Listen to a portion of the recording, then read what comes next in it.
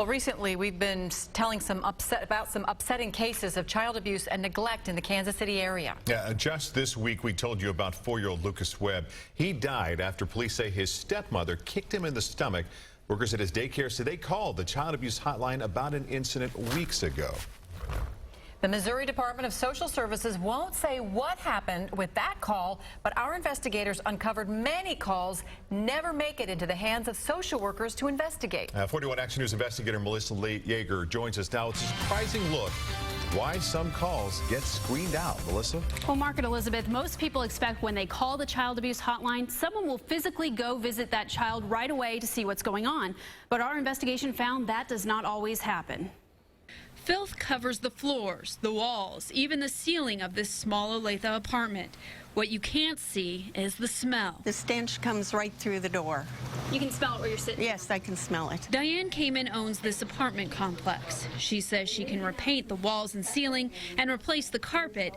She's mostly concerned about who lived here. The little one is about 8 months, and I think the other one might be 6 or 7. Kamen says when a maintenance worker informed her of the clutter and filth in the apartment, Kamen called the child abuse hotline twice because of the filth.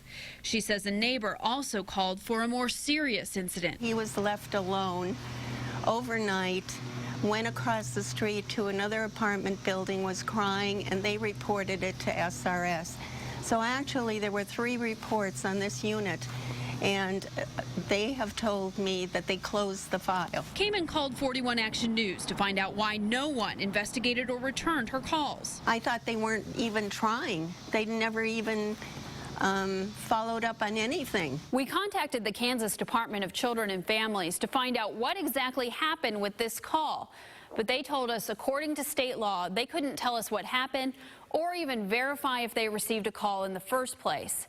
We do know when someone calls the child abuse hotline, a call taker screens those calls to decide if they should be sent to a social worker for investigation.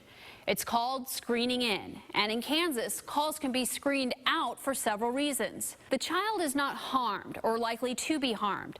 The call taker determines this is a lifestyle issue and the child is not likely to be harmed. The credible information received during the call indicates there is no threat to the child. This is a duplicate call that they are already acting upon. They know the information to be false, or there simply is not enough information where they can locate the child. How often, when someone calls in, does it actually make it to a social worker? We receive approximately 65,000 calls per year into the Kansas Protection Report Center, and we assign about half of those for a variety of reasons. Kansas statistics show 53% of calls statewide are assigned a social worker.